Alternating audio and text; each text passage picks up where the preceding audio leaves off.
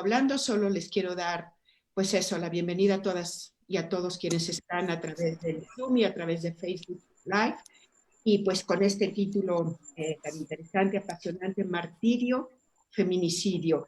Y pues sin más te cedo la palabra, Andrea, para que tú vayas presentando a las ponentes de hoy, a quienes también les damos la más grata bienvenida. Hola, ¿qué tal? Buenas noches a cada una, a cada uno que están aquí presentes. Pues nos da mucha alegría estar en este espacio de Teosofiando una semana más con invitadas tan especiales como Adriana, con quien vamos ahorita a comenzar, y después con Ana Francis. Y bueno, sin más, ahí me gustaría no desperdiciar ni un minuto en escuchar a Adriana y pues ver qué es esto de martirio feminicidio. Bienvenidas, Adriana, Ana Francis. Adelante, Adriana, tienes la palabra. Muchas gracias. Pues me pidieron presentarme, de modo que lo haré de manera sucinta. Soy historiadora del arte, tengo una especialidad en política y gestión cultural y una maestría en estudios de la mujer. Realmente me he desempeñado un poco a caballo entre el mundo de la academia y el mundo del arte y el activismo, conjugando justamente estas distintas perspectivas o campos del saber, ¿no? Este cruce entre el arte y el género, y considero mi trabajo como una suerte de activismo creativo, siempre apuntando a las lógicas de opresión que se esconden, ¿no?, dentro de manifestaciones culturales y artísticas, y a través de una mirada interseccional. Básicamente eso sería lo que yo tendría que decir de mi trabajo.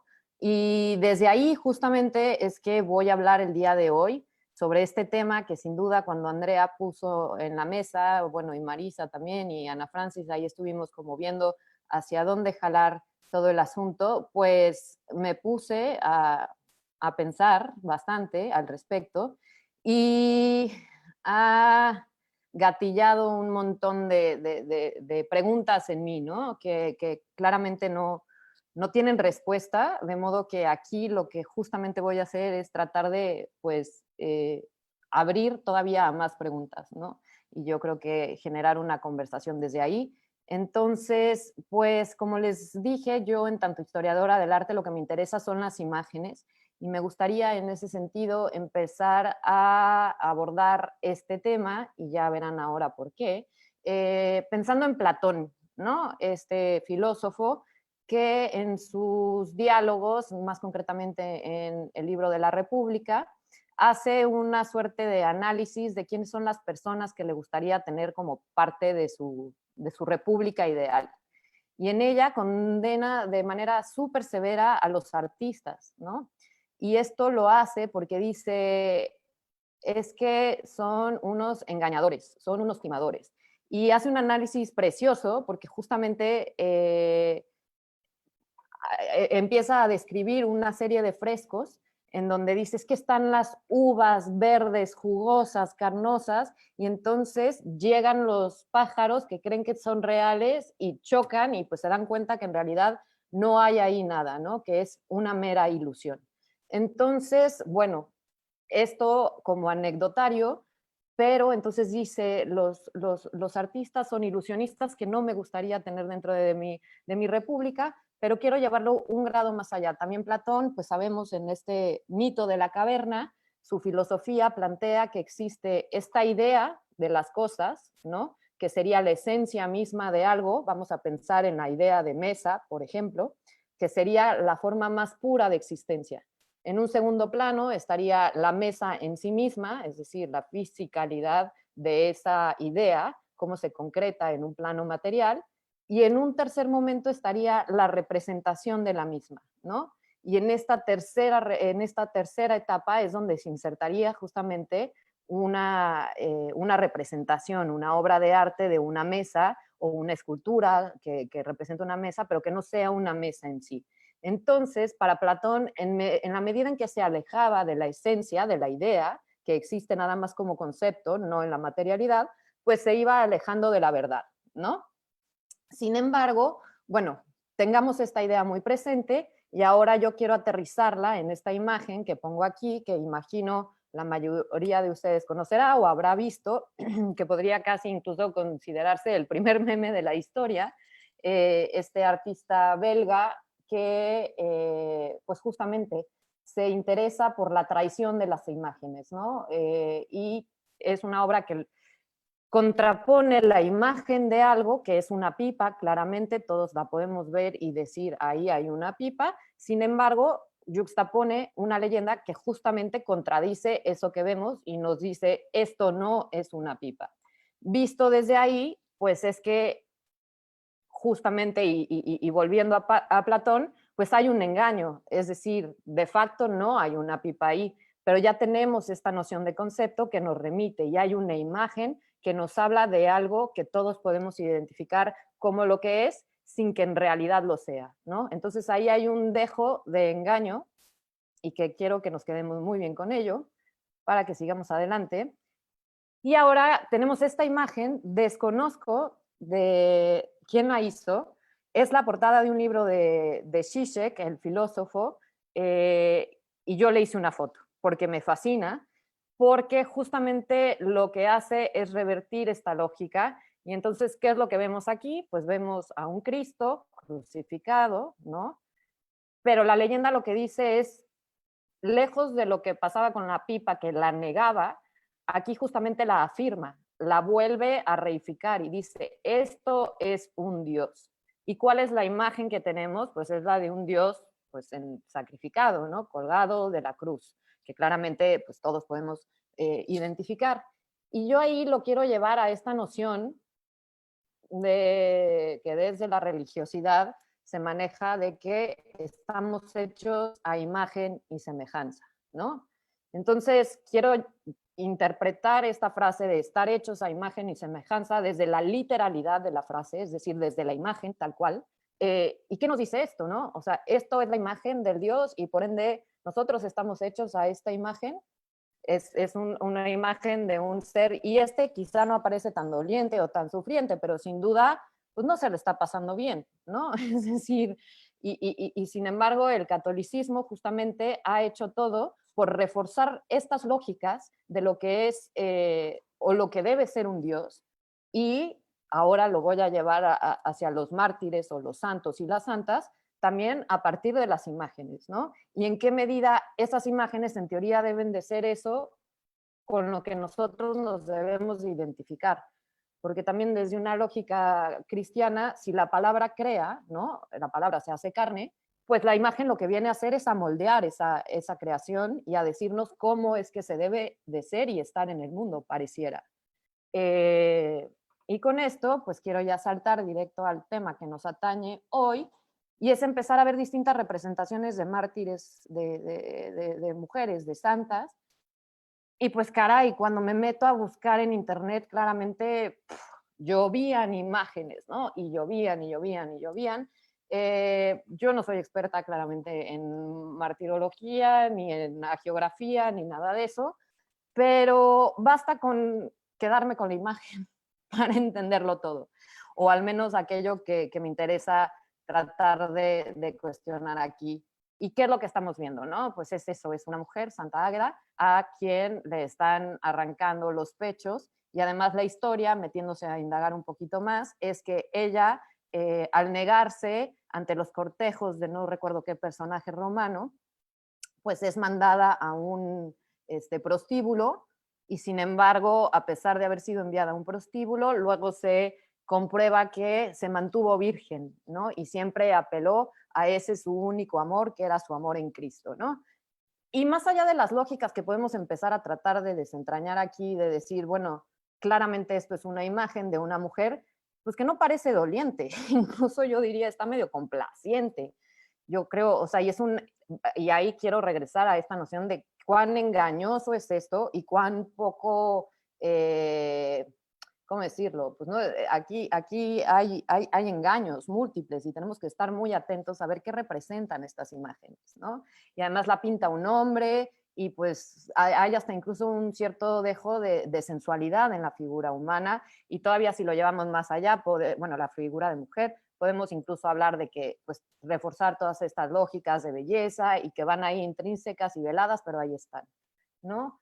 Y no me quiero detener a hacer un análisis iconográfico más profundo, nada más, pues, en la representación misma de qué es lo que hay ahí plasmado. Y vamos a otra, que sería el martirio de Santa Inés, cuya vida, o bueno, los datos más importantes de la vida están bastante en la línea de Santa Águeda, es decir, igual una mujer que muere virgen a pesar de que la enviasen a un prostíbulo y fuera martirizada y sojuzgada y ¿no? Y aquí también empezamos a ver esta línea que claramente nos remite a toda esta serie de valores que el catolicismo ha querido reforzar a lo largo de la historia, encarnándolos en cuerpo de mujer, como son la virginidad, ¿no?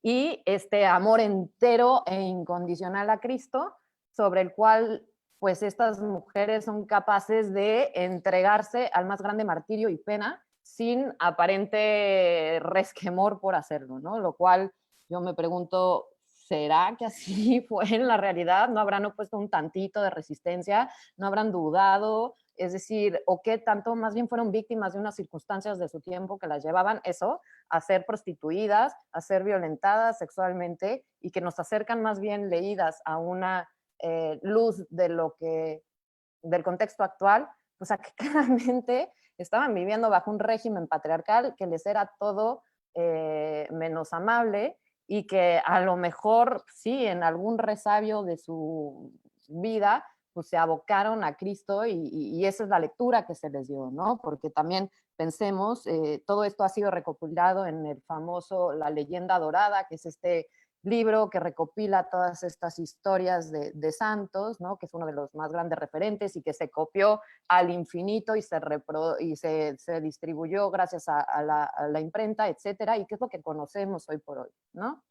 Pero bueno, sigamos adelante. Otro ejemplo nada más de Santa Flavia. Su historia es un poco más ambigua para mí y pues eso, no soy experta, pero es el caso de otra mujer que también abraza el cristianismo y se entrega a cualquier tipo de penas en aras de defender su fe y eso, como acto de fe, pues se somete a placentera casi mente a todo tipo de violencias y bueno, muere martirizada junto con otra serie de vírgenes y ahí está otra vez de por medio el término y la noción de virginidad como eje central de eso que es el deber ser de la mujer casta, pura y santa, que además están recubiertas y nosotros debemos venerar porque ya subieron a este escalafón de santidad y de mártir, ¿no?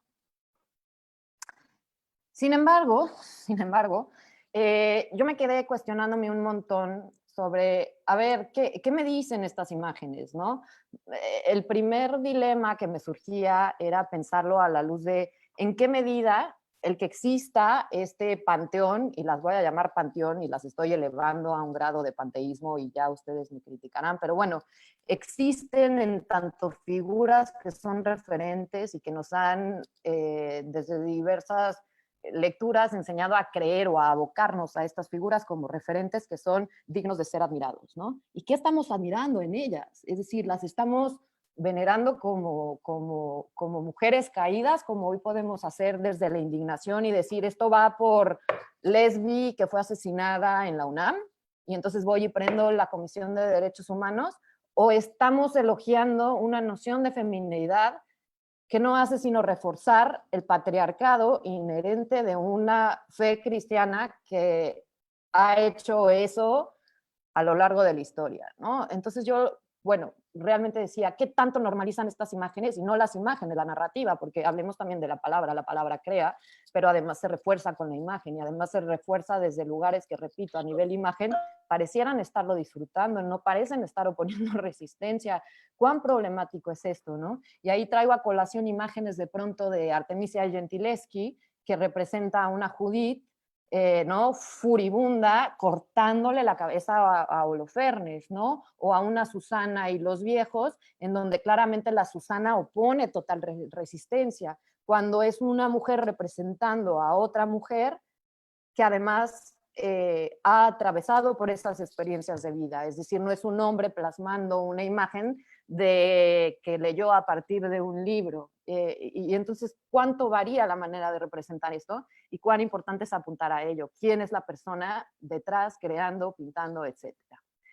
Pero más allá de atorarme en ese fango que dije, bueno, no sé qué tanto pues nos condiciona o normaliza la violencia este tipo de discursos, porque me queda claro que sí lo ha hecho. Es decir, el catolicismo ha justificado y ha no solo justificado, ha hecho todo porque ese status quo en la relación hombre-mujer permanezca, porque de lo contrario se le cae el teatro.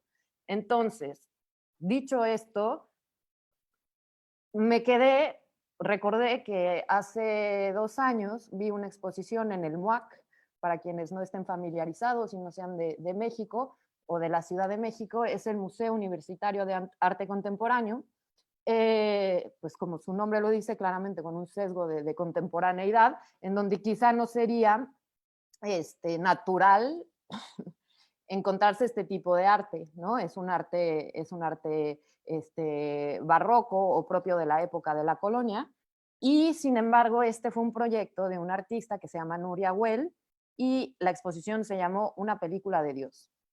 La exposición está basada en un proyecto que previamente había realizado en Colombia, en el Museo de Antioquia, y en el cual había trabajado con chicas, casi me atrevo a decir niñas, que habían sido parte de redes de trata, ¿no? En Colombia.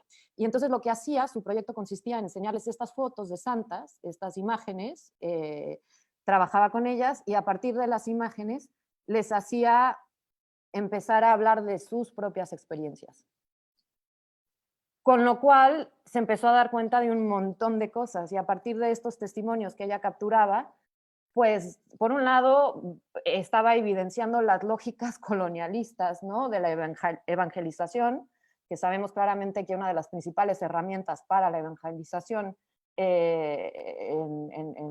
fuera de contexto europeo, pues eran las imágenes, ¿no? El imponer estas imágenes. Y yo no hablo de evangelización, me parece demasiado feminista, yo hablo de colonización del imaginario y del saber y de las cosmogonías, ¿no? Claramente con una imposición muy franca. Y una de las principales herramientas era las imágenes, porque como sabemos el alfabetismo pues era lo que primaba y bueno, incluso las diferencias de lenguaje, ¿no? Para decirlo pronto. Entonces las imágenes son la principal herramienta. ¿Y qué es lo que están diciendo las imágenes?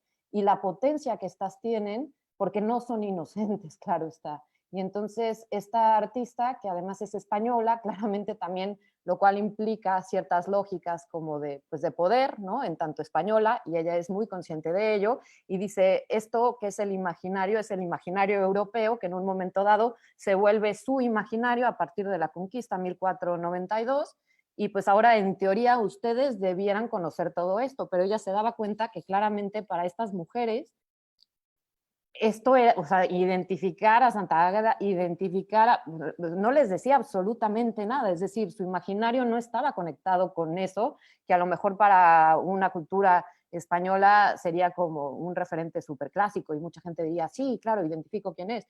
Y entonces empieza a cuestionar un montón de cosas y sin embargo, lo que sí se daba cuenta es que fuera lo que fuera, estas imágenes les detonaban un efecto espejo, se identificaban con esas mujeres hasta cierto punto, pero las hacía hablar de sus propias experiencias. Y entonces lo que ella hace es capturar todos estos testimonios y entonces uno entraba a esta sala también con una estética muy del siglo XIX, ¿no? que contrasta con una lógica del MUAC, que es completamente contemporáneo, como les decía yo, y entonces uno se paraba frente a estas imágenes que son obras provenientes de distintos museos de la Ciudad de México, y lo que escuchaba arriba eran los relatos de estas mujeres, pues no quiero usar la palabra víctima, pero sí víctimas de trata.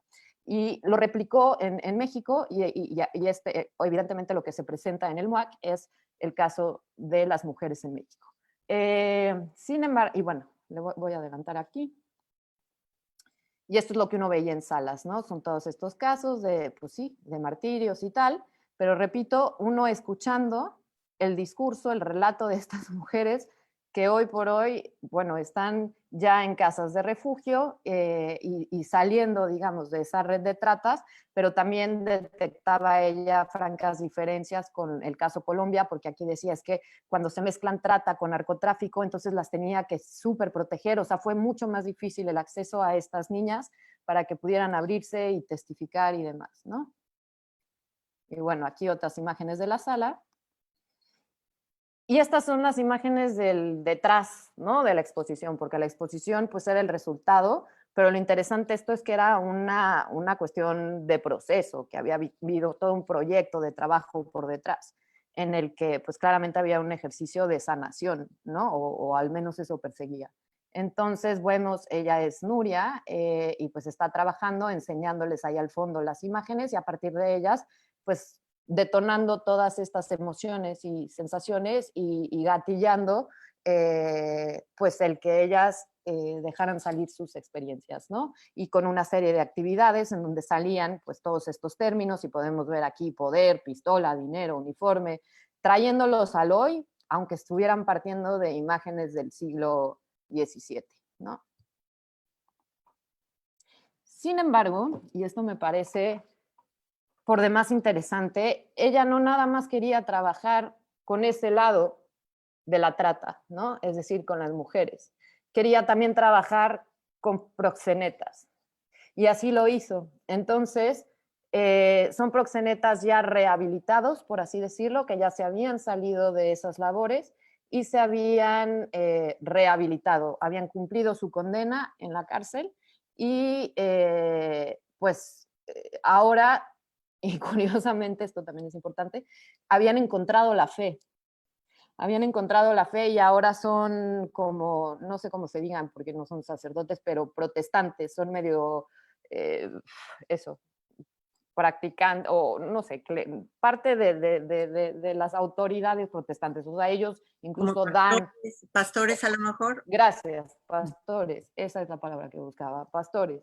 Y entonces también obtenía toda su mirada, ¿no? A partir de las imágenes, es decir, volvía a la imagen para detonar sus versiones de las historias y entonces lograr así contrastar una narrativa con otra para justamente desdibujar de pronto, hasta cierto punto, la lógica víctima-victimario y evidenciar que tanto unos como otros habían sido sometidos a violencias atroces desde la primera edad y algo que invariablemente salía a relucir era la ausencia de una figura paterna, ¿no?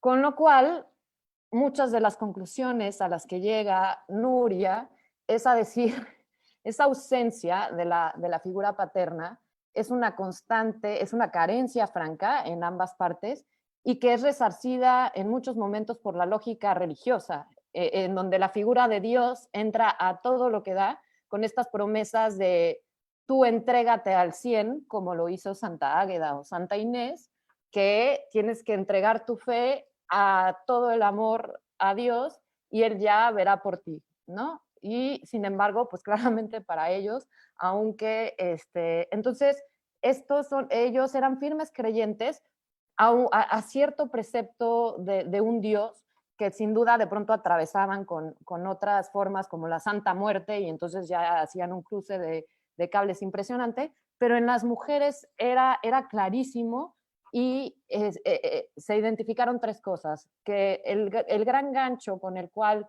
eran atraídas era la promesa de un salir de la pobreza, ¿no? La segunda era la promesa de ir a la ciudad y la tercera era la promesa de un amor. Porque algo que encontró como constante era que en sus relatos y en sus discursos, la única manera en la que ellas se concebían una mejora en su vida, una suerte de esperanza, era de la mano de una presencia masculina. Entonces era entregarse a ese otro que de pronto podía ser un etéreo y en momentos puede ser un dios, ¿no? Y puede ser un dios encarnado y a lo mejor este proxeneta fue una suerte de dios encarnado para alguna de ellas en su momento. Y con esto traigo aquí algunas de las palabras textuales capturadas por Nuria ante imágenes distintas. En este caso es la María penitente, entonces, por ejemplo, no nos deja saber exactamente quién es él, pero bueno, evidentemente es un proxeneta, y dice, la imagen representa la soledad en que ellas se sienten. Aunque había compañeras, estaban descobijadas, solas, sin ayuda a su alrededor. Luego un testimonio de alguna de ellas. La drogaron y la violaron varias veces porque no se deja parchar, ¿no? Parchar, entiéndase, como no se deja violar. Él, ¿qué dice? Dice, aunque haya gente que se dé cuenta, nadie hace nada. Ellas no pueden gritar, se sienten solas. Ella, por dentro estamos solas, no tenemos protección, no tenemos protección suficiente de otras personas, ¿no? Y entonces es interesante ver cómo, más allá de esta pregunta inicial en la que ella decía, no justifica la violencia, no normaliza la violencia, el que existe este imaginario tan fuertemente cristiano y que se haya vuelto parte incluso de una cultura occidentalizante, porque yo no considero que México sea un país occidental, sino occidentalizado o en vías o que pretende acceder a, pero bueno, esa es otra discusión, pues que está atravesado por toda esta serie de lógicas donde colonialismo, patriarcado, se juntan en una suma de cosas y generan una realidad para todas estas mujeres de zonas rurales y que hace que prácticamente sea de pronto la única vía aparente de escapatoria para muchas de ellas, ¿no? Sin saber que en realidad van a acabar capturadas en lógicas atroces como lo acaban haciendo, ¿no? Entonces, bueno, cierro con esto, que es la mujer siempre se siente sola, en el fondo hay un vacío y quieren llenarlo con la imagen de un hombre. Y aquí recurro y quiero reforzar el concepto de la imagen de un hombre. ¿Y qué es Dios? Sino la imagen de un hombre, ¿no? Quiere sentirse llena con el amor y la ilusión. Y al principio empecé hablando de la ilusión de las imágenes, ¿no? Este Dios que de pronto se ofrece como el Dios Padre, omnipotente, omnipresente, pero que de facto aquí y en una hora, lo único que denotan las vidas de estas tanto mujeres y hombres es que no existe una figura paterna como esa que Dios, el Dios del catolicismo, nos ha querido hacer creer que existe. Entonces, ¿dónde está la imagen y semejanza de ese Dios Padre? Me pregunto yo. ¿En dónde la encarnamos? ¿Existen de verdad esos padres aquí en la tierra, ese Dios Padre benévolo que siempre va a estar ahí por uno? ¿O no es sino un vacío y una mera ilusión, me pregunto yo? Entonces, y ya con esto acabo, ellas quieren saber que el hombre tiene poder, siempre se lo conceden en automático, porque para ellas esa es la forma de dejar de sentirse solas, ¿no? Y que sientan que están entregadas al amor y protegidas o cubiertas por él. Y pues esto es lo que tenía yo que decir. Muchas gracias y luego abriremos a comentarios y discusión. Muchísimas gracias, Adriana. Sí, efectivamente, pues creo que nos has hecho cuestionarnos mucho y daría para platicar y dialogar. A mí me llenas de inquietudes, has tocado temas, imágenes, palabras, etcétera. Pero pues no quiero yo tomar la palabra sin antes dársela, por favor, a Ana Francis, quien está aquí también esperando entrar y pues participar con nosotras. Ana Francis, bienvenida nuevamente. Y por favor, Andrea, no sé si tú quieras comentar algo y que Ana Francis, pues también tú misma te presentes, por favor. ¿Cómo no? Bienvenida, pues, Francis. Gracias. Bueno, empiezo por presentarme. Yo soy Ana Francis Moore, soy cabaretera, actriz, integrante de una compañía de teatro cabaret, que en México es el nombre que le damos a la sátira política, a la crítica social. También soy escritora, directora de teatro y en los últimos años tengo la licenciatura en actuación y en los últimos años he estado estudiando teología. Ahora ya estoy formalmente estudiando la maestría en teología. Y todo esto surgió a partir de un personaje que empecé a hacer por accidente y que me llevó al camino de la teología en el cual estoy profundamente fascinada. Entonces, Andrea, ¿querías que comenzara? Pues a mí me encantaría, Ana Francis, que uno de tus nombres artísticos es el de Santa Rita. Y bueno, pues a mí me encantaría saber por qué te bautizaste con ese nombre Santa Rita, quién es Santa Rita para ti, qué representa sobre todo en este contexto que nos platica Adriana, ¿no? Qué tan Mm. cercano o lejano se encuentra esta exposición de Adriana a ti, a tu vida. A mí me encantaría que empezáramos por ahí. ¿Cómo Gracias. no?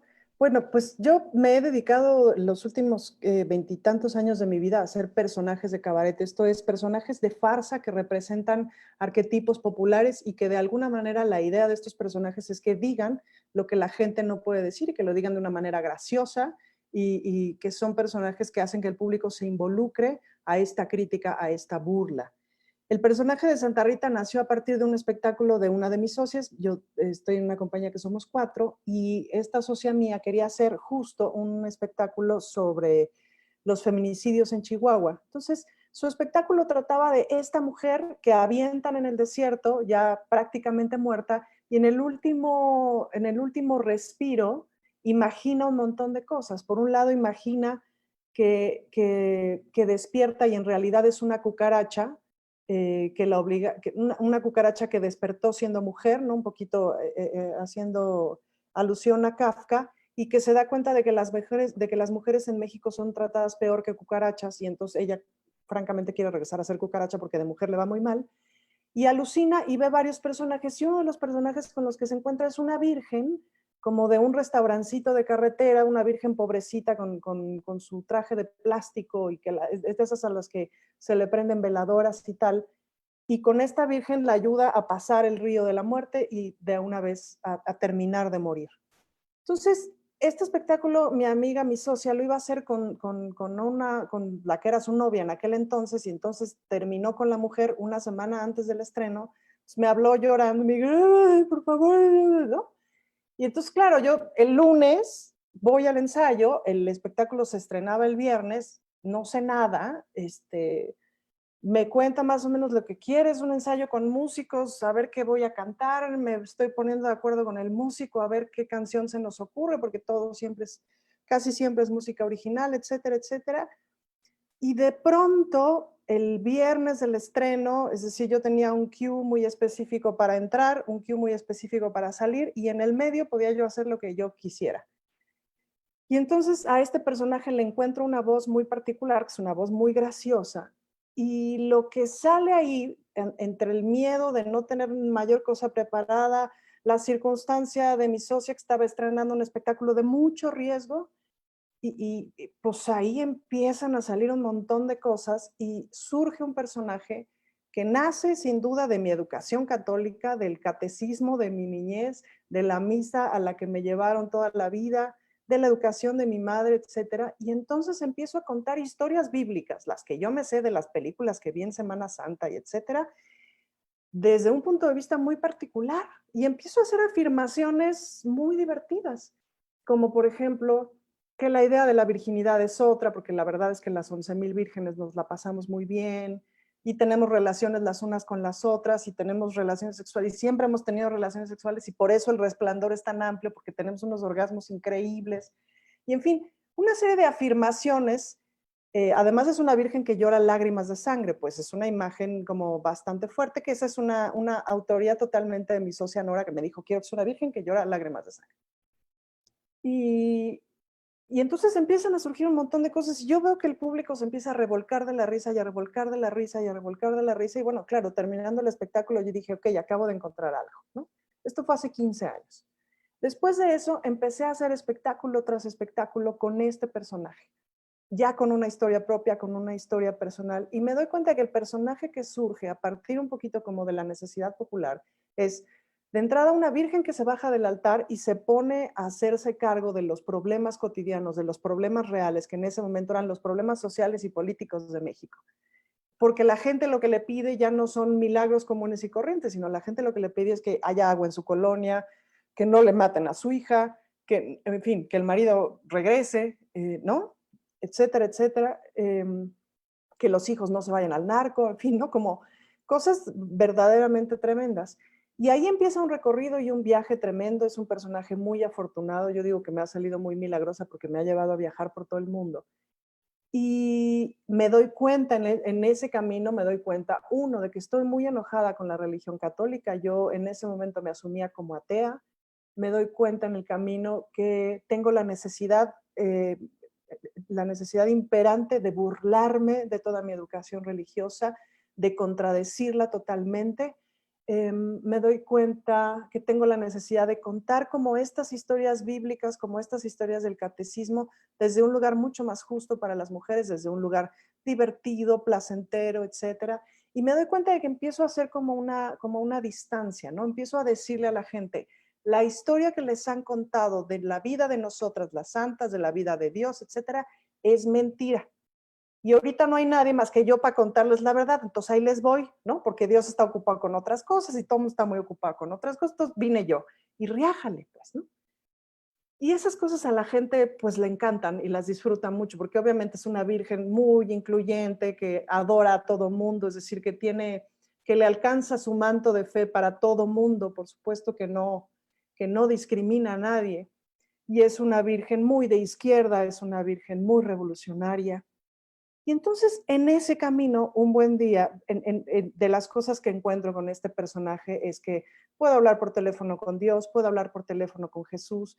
Tengo espectáculos enteros en los que hago llamadas telefónicas con Jesús, con la Virgen María y con Dios, y que son muy divertidas, pues, ¿no? Y que Jesús se convierte en un personaje totalmente oprimido por su padre, temeroso de que lo vuelvan a crucificar, agobiado por los males del mundo. En algunas versiones está enamorado de Juan y anda con Juan, en otras versiones no.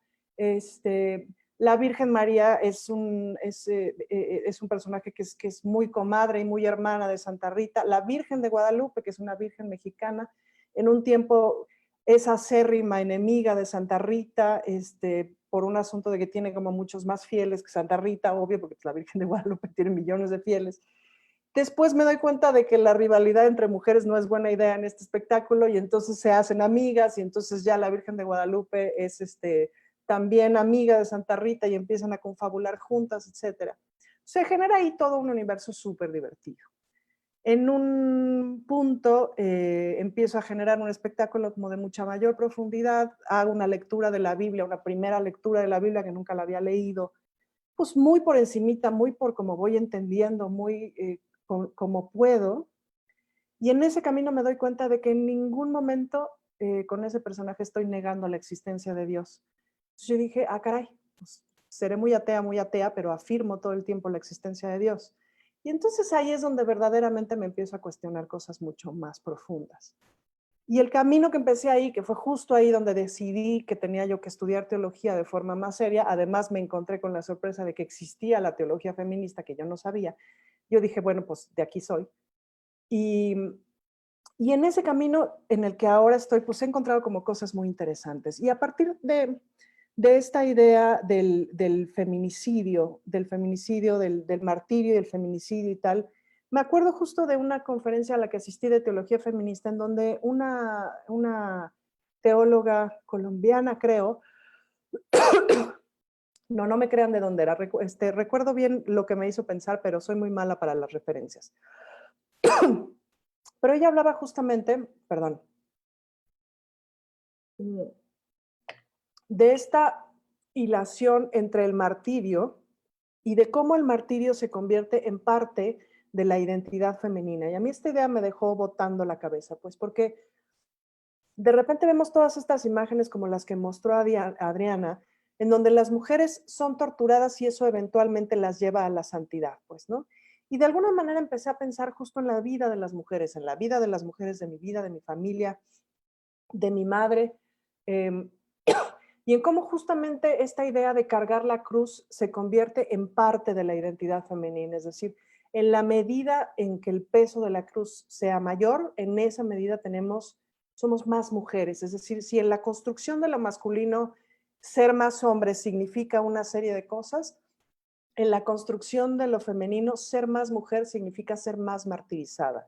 Y puede ser hacia el lado del cómo sufro porque mi marido me golpea, me deja, me hace sufrir, sufro por amores, etcétera. O puede ser también hacia el lado de cómo sufro para estar guapa, cómo sufro por el botox, cómo sufro por las cirugías, cómo sufro por la faja que traigo puesta todo el día.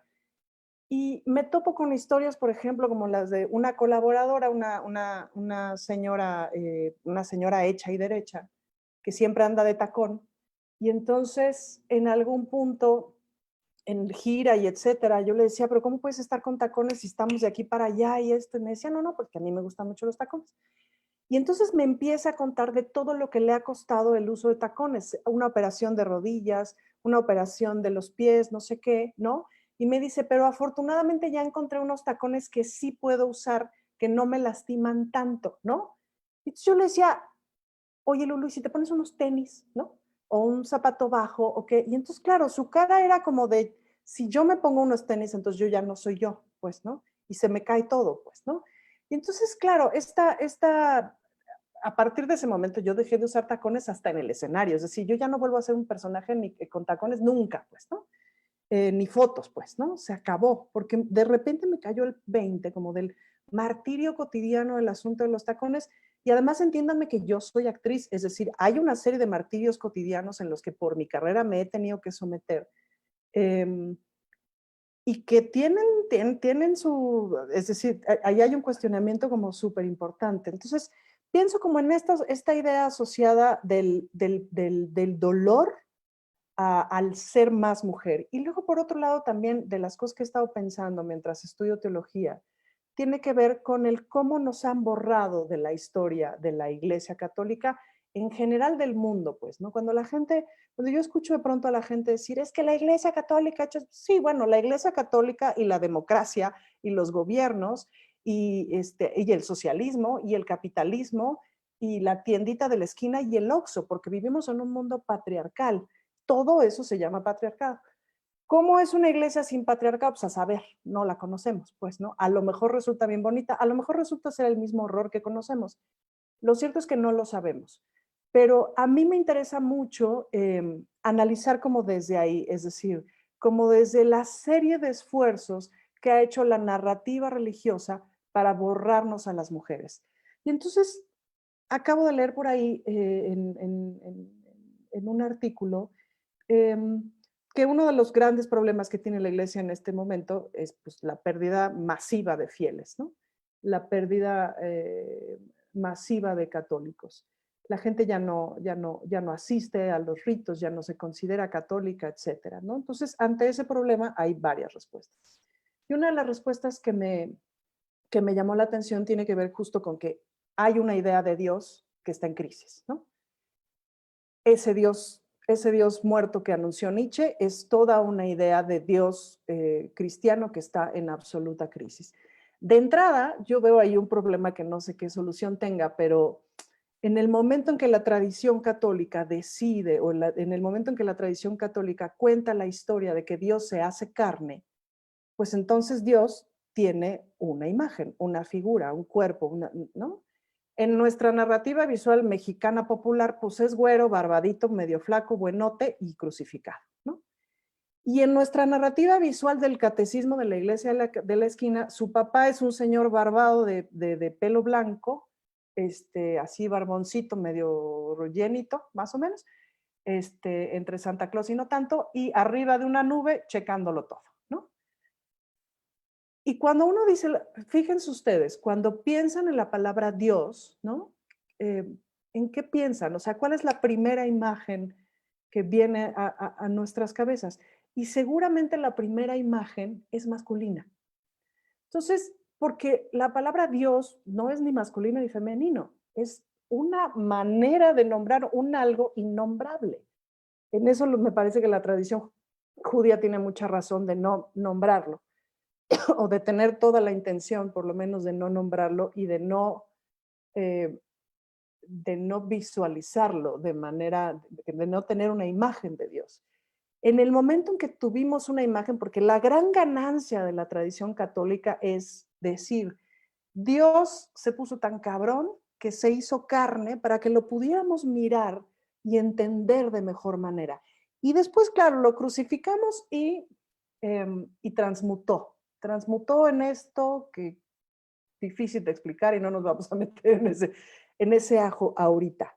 El problema es que nuestro Dios católico se hizo carne Y la carne fue un hombre. Y si Dios es hombre, entonces los hombres son dioses. Y ahora, ¿cómo nos quitamos de encima la idea de que Dios es hombre? ¿Y cómo generamos una idea que no tenga sexo, que no tenga género de Dios? ¿Cómo generamos una idea que ni siquiera tenga carne, que no tenga persona, que no tenga límites? Porque al fin y al cabo, prácticamente toda tradición religiosa, en su fundamento, Dios no es nada que podamos imaginar y a lo cual podamos acceder. No nos alcanzamos para entender y limitar a Dios. Pero ¿cómo transmites esa idea? ¿Cómo la enseñas? ¿Y cómo te quitas la imagen de Dios? Entonces, esta imagen de Dios tiene asesinado su lugar, el lugar de lo femenino. Esta imagen de Dios que tenemos no tiene mujeres ahí adentro. Y por otro lado, nos encontramos fenómenos tan simpáticos como la Virgen de Guadalupe, ¿no? Es decir, en México y en muchas partes de América Latina, será Dios, pero aquí Dios es mujer y es la Virgen de Guadalupe.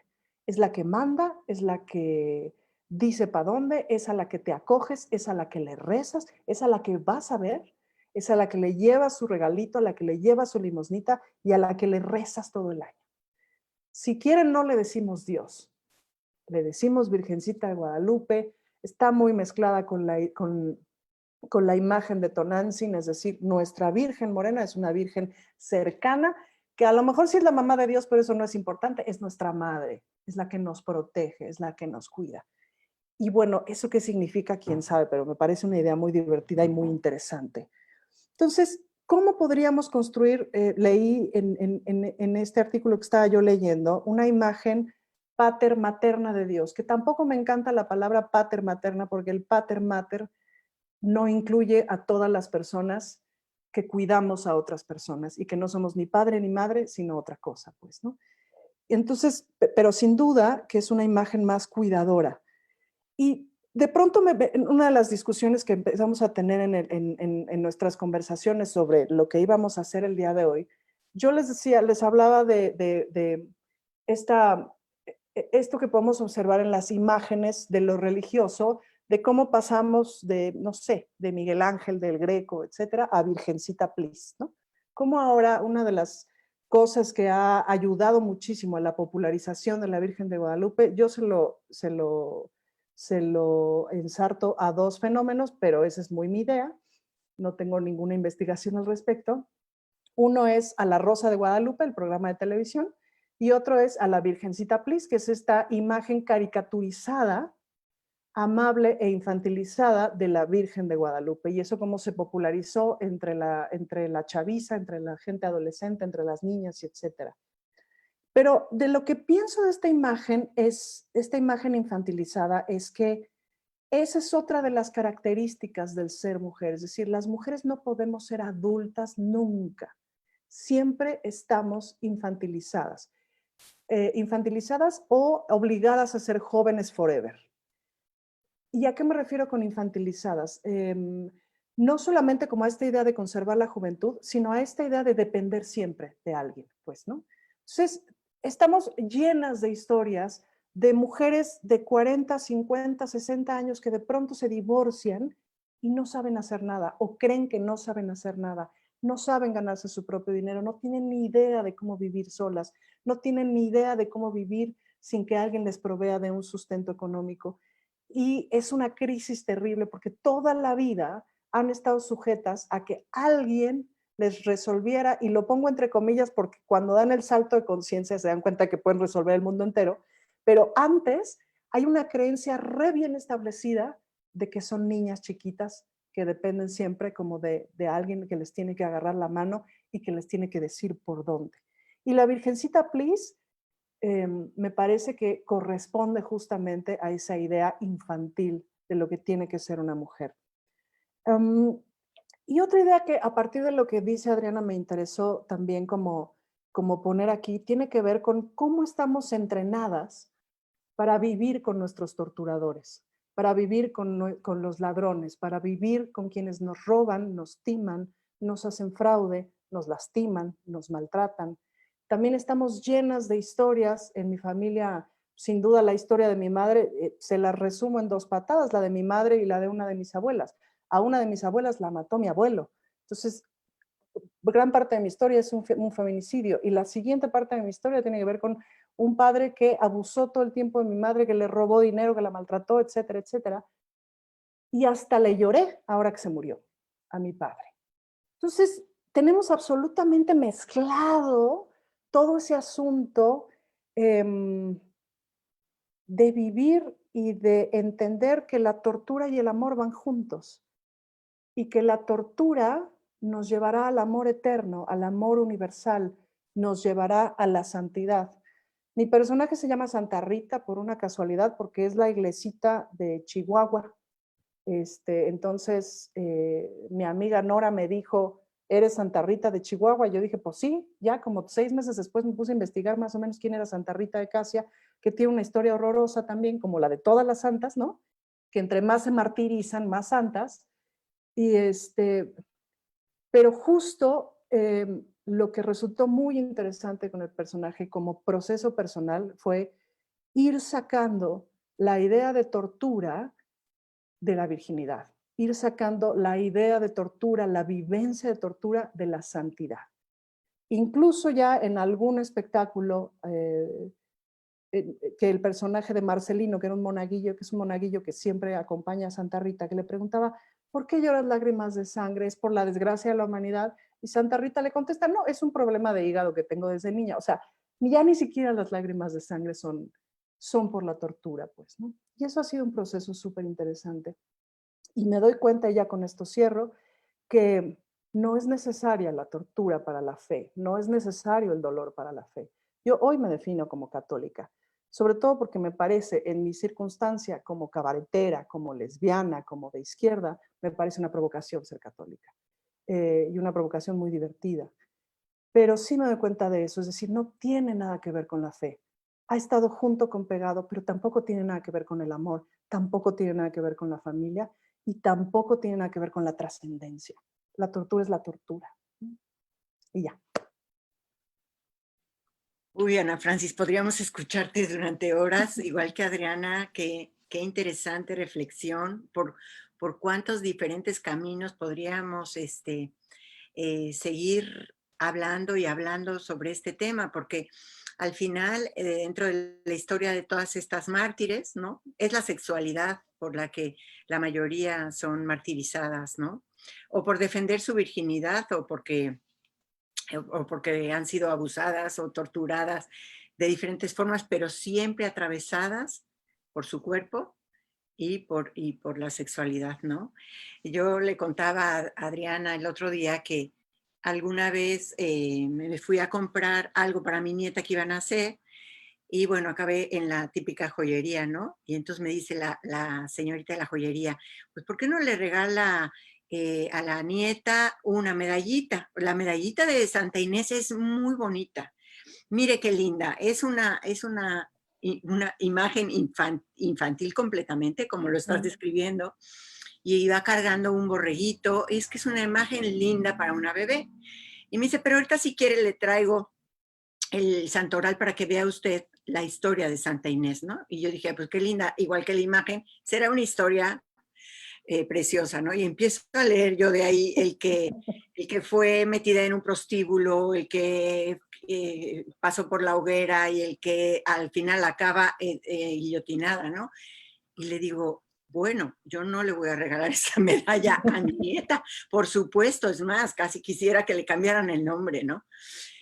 Pero lo que hay atrás de todo esto es mucho dolor y como tú dices y como dice Adriana, hay toda una representación en donde pareciera ser que debemos de vivir todo eso para ser santas, ¿no?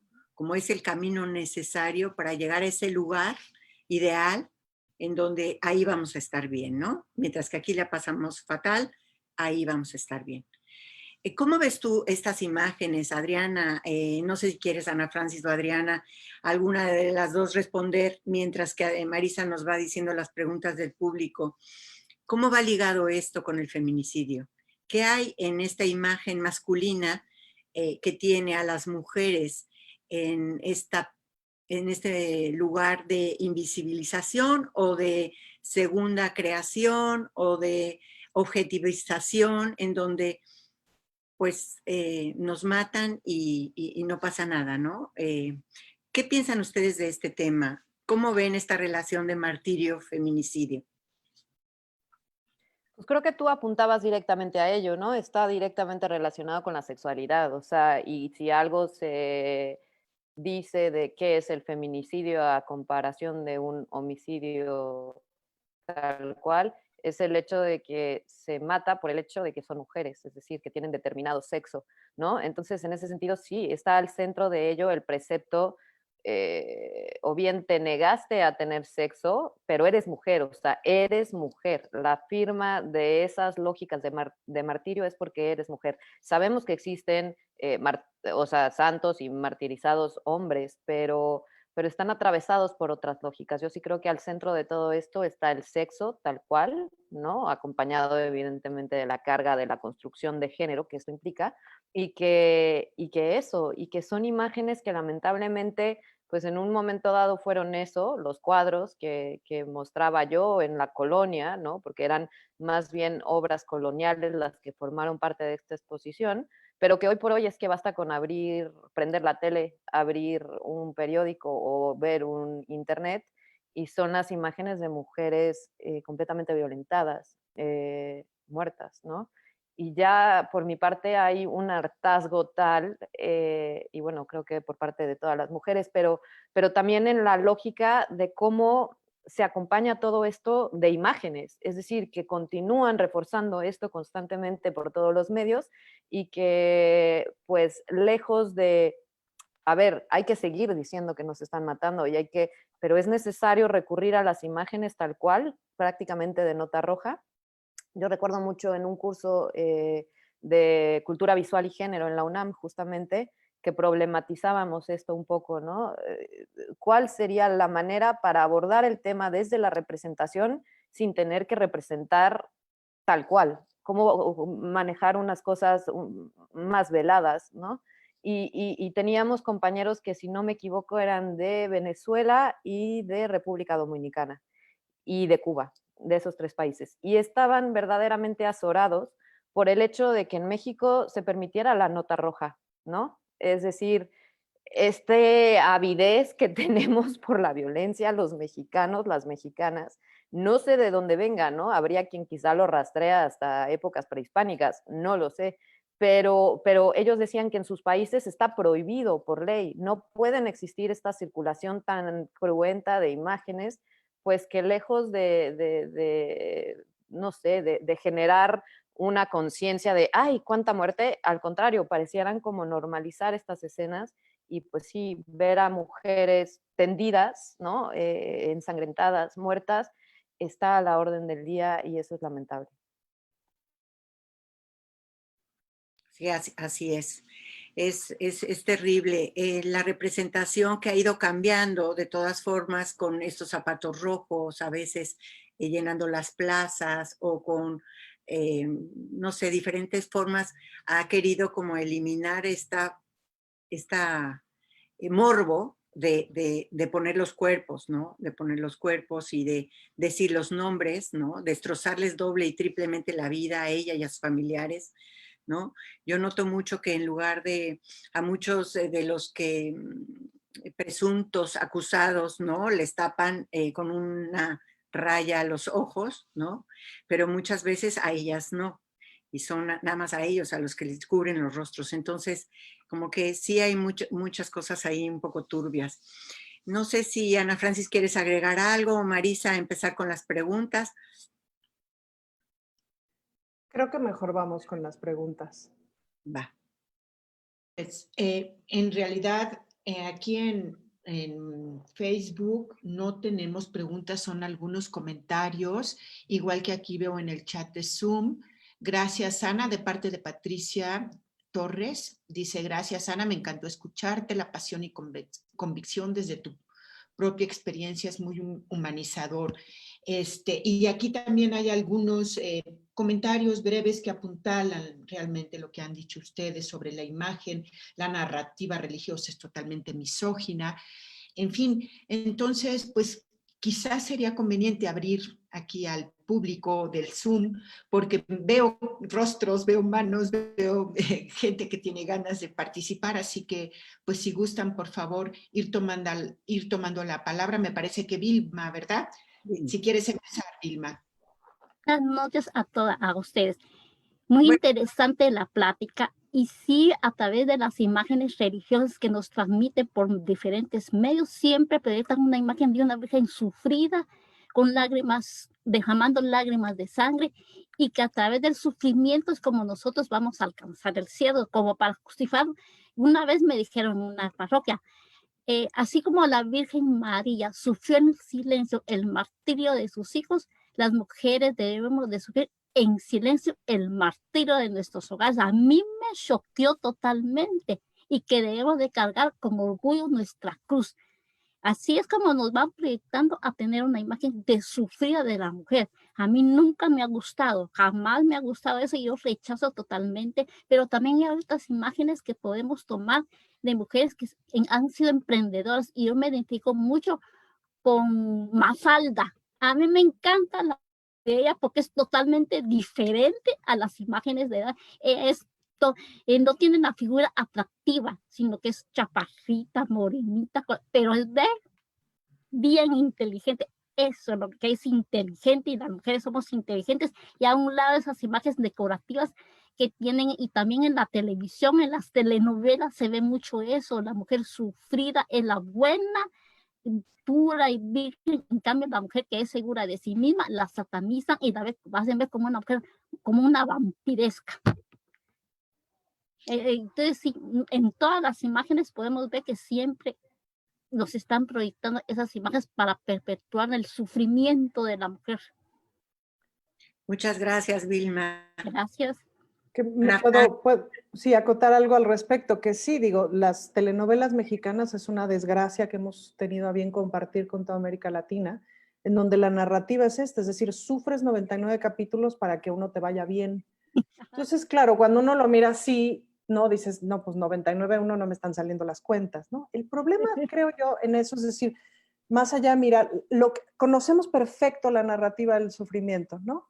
La podemos transitar 70 veces, es un camino que está en el ser mujer. La gran pregunta es, ¿cómo será la narrativa del placer? ¿Cómo será la narrativa de la diversión? ¿Cómo será la narrativa de la plenitud? Ese es un camino absolutamente desconocido, pues, ¿no? No tenemos un camino religioso, cultural, etcétera, en donde las mujeres tengan placer, y entre más placer tengas, Gozan y gozan y gozan. Entre más gozo y gozo, más complaces a Dios, más te va bien, más tu historia se pone increíble, más se vencen los conflictos, más logras vencer a los enemigos, ¿no? Es un cambio interesante de narrativa, ¿no? Y de paradigma, tal cual. Y de paradigma, sin duda.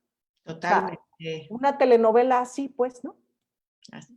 Por ahí deberíamos de trabajar. Ahora, Ruth nos pidió la palabra. Si quieres abrir tu micrófono, Ruth. Bueno, yo soy Ruth de Córdoba, Argentina. Hay compañeros míos también participando, así que es muy, muy grato. Pero quiero hacer este comentario. Yo en unos días voy a cumplir 70 años, ¿sí? Y yo tuve la fortuna de poder caminar el feminismo hace varios años atrás, de trabajar con compañeras más jóvenes que también caminan el camino del feminismo. Pero mi pregunta es, mi planteo es, ¿cómo hacemos las mujeres de mi generación para deconstruir toda esta formación, todo este mandato que tenemos inculcado desde tan pequeñas, ¿no? Desde que éramos muy pequeñas, ¿sí? Qué duro que es el camino, ¿no? De cambiar de paradigma, de cambiar de mirada, y a veces con pocos soportes externos, y que no todos los sectores sociales, no todas las compañeras de nuestra edad que están en una situación de formación o académica o de contexto social para poder hacer este proceso transformador interior, ¿no? Yo recuerdo cuando haber tenido 12 años, el modelo que teníamos en el colegio católico era Santa María Goretti, que deben recordar la historia de María Goretti, que era una jovencita que fue al río, se remangó la pollera para bajar los pies en el agua, entonces como ella provocó a un hombre que pasaba por ahí, el hombre la quiso violar, ella se resistió y la mató. ¿Cuál fue el tema? Y que protegió su virginidad, o sea, el tema central fue la virginidad, ¿sí?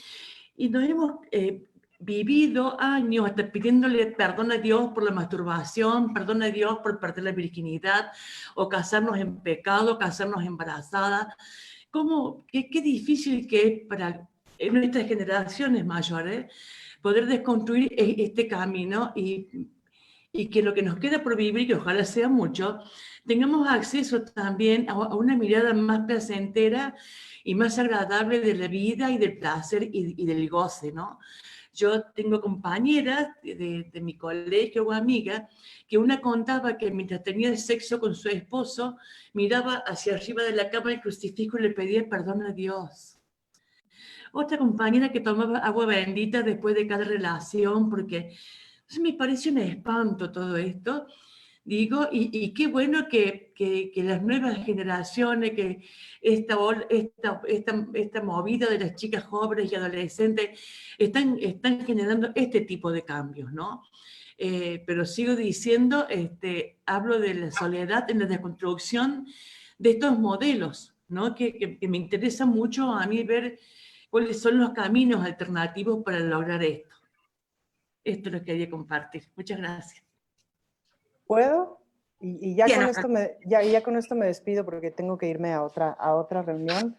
Pero fíjate que es muy bonito lo que dice Ruth, porque me parece que es una cosa que nos pasa a todas en todos los momentos de la vida. Yo he encontrado 3 cosas que me sirven. Nunca me pude quitar a Dios de encima. Lo que hice fue cambiar la idea de Dios. Claro. Mi esposa tiene una cosa muy bonita que hace conmigo en nuestra relación, que ella básicamente todos los días de una o de otra manera me dice que yo soy una consentida de Dios. Ella es judía, tiene otra manera de mirar la idea de Dios, no necesariamente menos patriarcal que la católica, la más distinta, ¿no?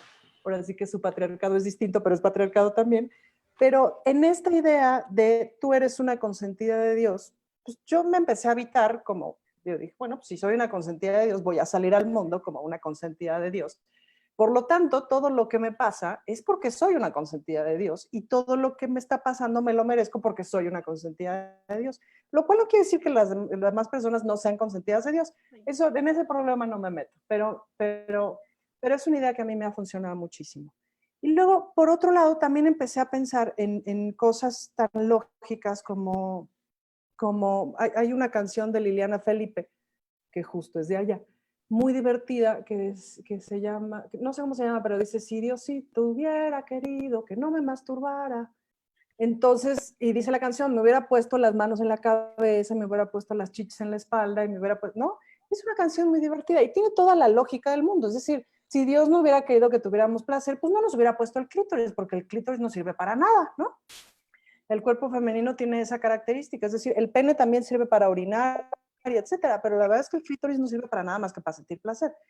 Entonces es ilógico pensar que Dios lo puso para que no lo uses, ¿no? Y la verdad es que el buen uso del clítoris pues es muy placentero y etcétera. Entonces no tiene lógica que las mujeres tengamos vedado el placer por Dios porque tenemos la instalación hecha. Entonces no tiene ninguna lógica, pues, ¿no? Entonces, un poco, y a partir de eso, pues, bueno, me llevó a la idea de que al contrario, de que justamente el placer es una manera de honrar lo divino, una manera de honrar a Dios, pues, ¿no? Pero a lo que voy es un poquito como a esto, es decir, al fin y al cabo, la idea de espiritualidad, la idea de comunión común a todas las tradiciones religiosas, se trata de, en comunidad, conjuntamente, en la mirada de los otros, de las otras personas, construir un algo que en la tradición católica le llamamos el reino de Dios en la tierra y en las otras tradiciones se llama de otra manera, el tikkun olam de los judíos, que es completar el mundo, que es básicamente hacer el bien para las personas. Y la prohibición nunca puede ser buena. La prohibición nunca sirve para hacer el bien. Al contrario, la mutilación nunca sirve para hacer el bien. Entonces, yo lo que te diría es, las buenas noticias para el resto de tu vida es que hay un montón de cosas del reino de Dios que no has habitado, del reino de Dios que está en tu cuerpo, que está en tu vida, que está en tus costumbres, que no has habitado. Lo que ya habitaste, pues ya lo habitaste, ¿ya para qué? Lo que sigue, pues, ¿no? Y todos esos son una serie de territorios desconocidos de la cabeza, del cuerpo, del placer, de la vivencia, de la conexión con las otras personas, que vale la pena habitarlas, pues, ¿no? Que vale la pena habitarlas en eso, en alegría, en placer, en bondad. Y pues supongo que es una práctica cotidiana, pero la fe es una práctica cotidiana. La fe es un compromiso cotidiano, pues, ¿no? Entonces, vale la pena, para mí ha valido la pena justo no quitarme a Dios, justo encontrarme con Dios, pues, ¿no? Encontrarme con lo divino. Y ya, espero haber sido clara y me despido. Muchísimas gracias. Muchas gracias. Muchas Muchísimas gracias. gracias. Un beso. Francis, Bye. gracias, suerte. No sé si haya alguien más que quiera pues hacer alguna pregunta para Adriana o hacer algún comentario. Yo Pues, quería retomar de volada bueno, la pregunta de Ruth y decirle que en cambio para mí, es decir, me identifico en ese hay una soledad enorme en el proceso de deconstrucción. Yo sí tuve que vivir un proceso de deconstrucción total y absoluto en el cual me despojé de todo precepto y dogma y creencia porque lo necesitaba para existir.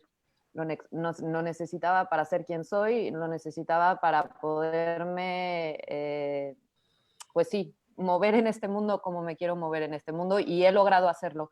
Pero sin duda sí pasé por todo ese proceso de soledad y luego me di cuenta que justamente, y ahí coincido con Ana Francis, todo esto era un andamiaje externo que me estaba pues poniendo en una camisa de fuerza cuando yo quería habitar desde la plenitud y dejarme de llevar por preceptos que además están muy imbrincados con estos roles de género, ¿no? Que es el supuesto deber ser como ya venimos condicionadas a ser de determinada forma, en tanto que mujeres, y como si ya existiera una ruta, y después de que te sales de casa te casas, y después de que te casas pues tienes hijos, y después de que tienes hijos pues ya no sabes qué hacer, o sí, pero como si existiera esa ruta trazada que para mí de pronto se empezó a revelar como la muerte en vida. Entonces yo dije, o me salgo de aquí o me muero. Y nada, decirte que yo me rijo por el precepto de que no creo en el más allá, ¿no? No sé en qué creo, pero vivo en el aquí y en el ahora, preocupada por ver más allá de eso que nos han hecho creer es la realidad, ¿no? Entonces, eso. Sí, yo creo que en este camino de desconstrucción, lo que a mí me ayudó mucho fue el tema de desobedecer, ¿no? Caminar un camino de la ética de la desobediencia, reconocer que era ético y posible y permitido desobedecer, porque era el camino que me permitía a mí romper con todas estas obediencias impuestas desde la familia, la escuela, la iglesia, y hasta el día de hoy sostengo que es el camino, ¿sí? Romper el paradigma de la obediencia como un camino, como el único camino correcto para transitar en la vida y ser aceptado y amado y ser tenido en cuenta. Y que uno puede ser protagonista de su propia historia desde la desobediencia. Y sí, bueno, es un gran placer transitar ese cambio. Ya lo creo, Ruth. Muchísimas gracias por tu comentario. Gracias. Y bueno, yo no sé, Adriana, pero yo estuve buscando también mártires hombres, pero no encontré el caso de que ellos hubieran sido mutilados en sus genitales o en su cuerpo, en sus partes sexuales, ¿no? Así como Santa Bárbara, que la encontramos en las iglesias con un platito con el pecho, ¿no? Ahí. Y bueno, esto, ¿qué tanta relación tiene con el feminicidio hoy? y si realmente eso también podríamos haberle dicho feminicidio, o nada más surge esta idea a partir de que le ponemos un nombre e identificamos que el feminicidio es la muerte por ser mujeres. ¿Qué tanto ves tú ahí esta posible comparación? No sé si te entendí bien. Es decir, que porque haya mártires también hombres, pero que no hayan sido mutilados en sus partes sexuales, ¿qué tan descabellado es arrastrar la noción de martirio en las mujeres a la noción de feminicidio? ¿Va por ahí? Sí. Uh-huh.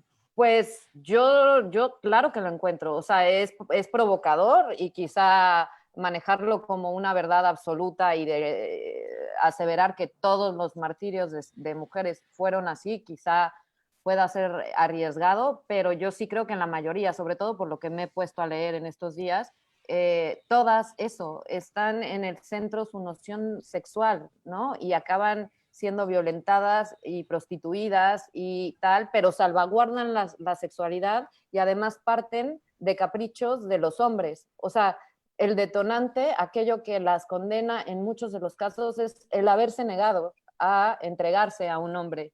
Con lo cual, pues, ¿no? Es decir, y además no se habla, nunca se dice violación, se habla de raptos, ¿no? En esta también eufemismo, el rapto. Pues, por Dios, pongamos los conceptos claritos, ¿no? Se trataban de violaciones, mujeres que se niegan, que son capaces de decir no, de rebelarse, Ruth, como bien dices, de desobedecer quizá de pronto ciertos mandatos, y a lo mejor la lectura que le da la cristiandad es decir, ay, preferían entregarse a Dios. Pues claro, es decir, yo no quiero que me violes, mi único amor es Cristo, claro que voy a manejar ese discurso, ¿no?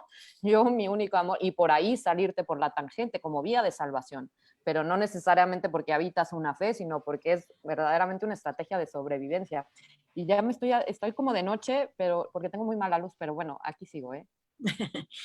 Sí, iconográficamente también es muy sorprendente ver estas imágenes como las que nos mostraste o otras tantas que podemos encontrar en internet o en museos o en iglesias en donde estos martirios son perpetrados por varones, ¿no? Y la imagen, los varones están siendo muchos, siendo manada con una mujer, ¿no? Es todo esa fuerza y ese odio o ese...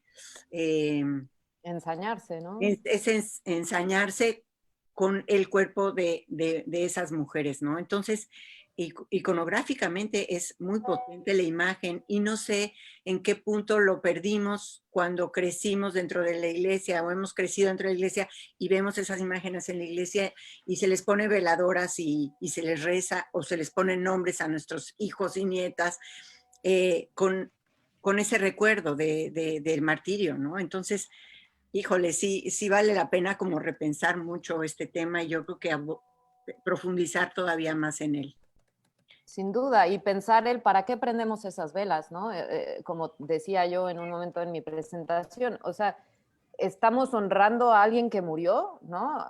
En este recordar y decir, aquí hubo una víctima y queremos recordarla desde ahí, o de verdad estamos elevando su haber muerto en nombre de la religión y manejarla como santa, que además incluso luego les atribuyen, ¿no? Patronazgos, y entonces es la santa patrona de los músicos como Santa músicos, y entonces es como un juego también bien macabro de revestirlas de cierta autoridad y concederles un poder al cual la gente ahora venera, pero en su realidad fueron condenadas y asesinadas. Entonces, me parece que es una lógica bastante esquizoide la que maneja pues la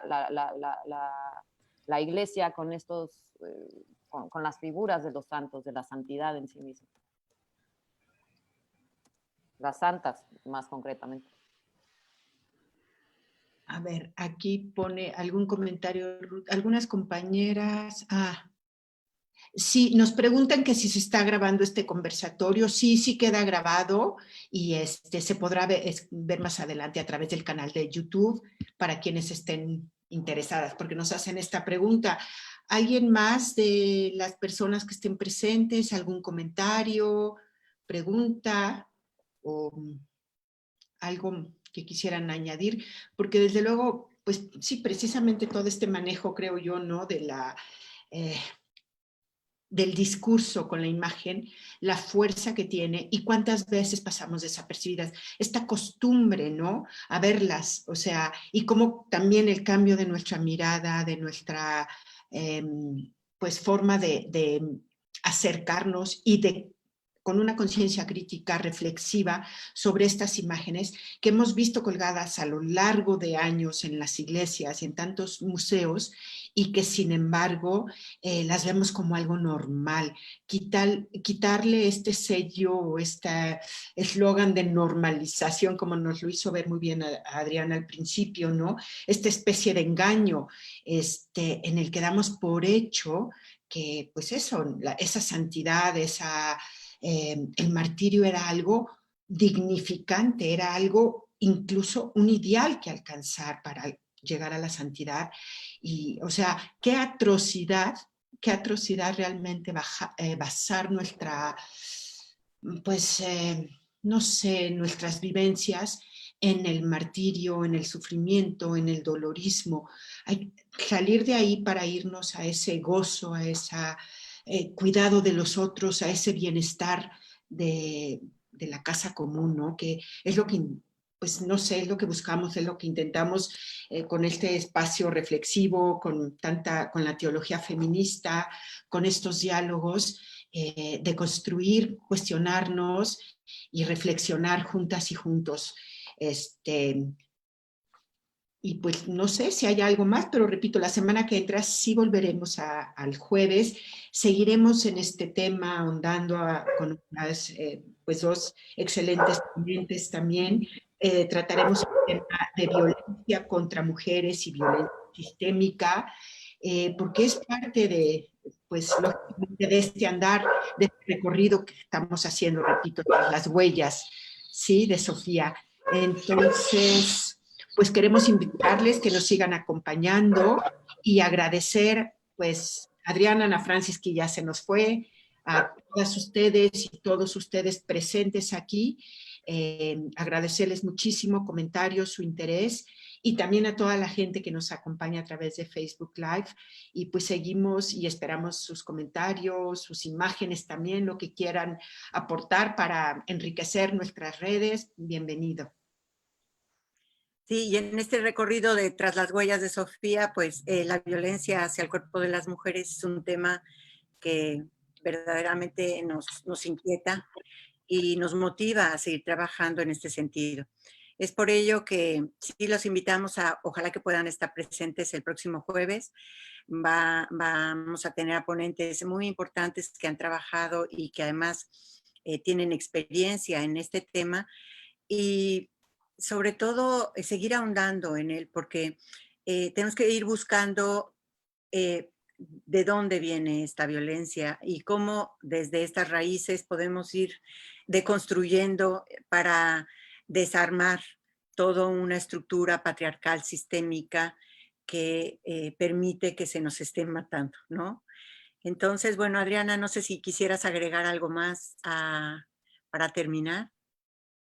No, agradecer la invitación y el espacio y pues nada, espero haya sido, pues eso, haya generado más preguntas que quizás respuestas para seguir pensando.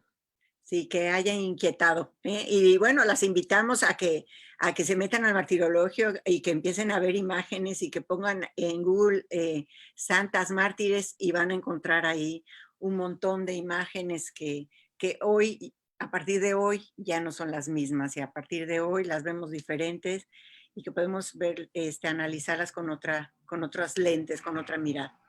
Bueno, pues muchísimas gracias, un abrazo a cada una y nos vemos el próximo jueves. Muchas gracias, buenas noches. Muchas gracias, feliz noche. Gracias por su... para cada uno.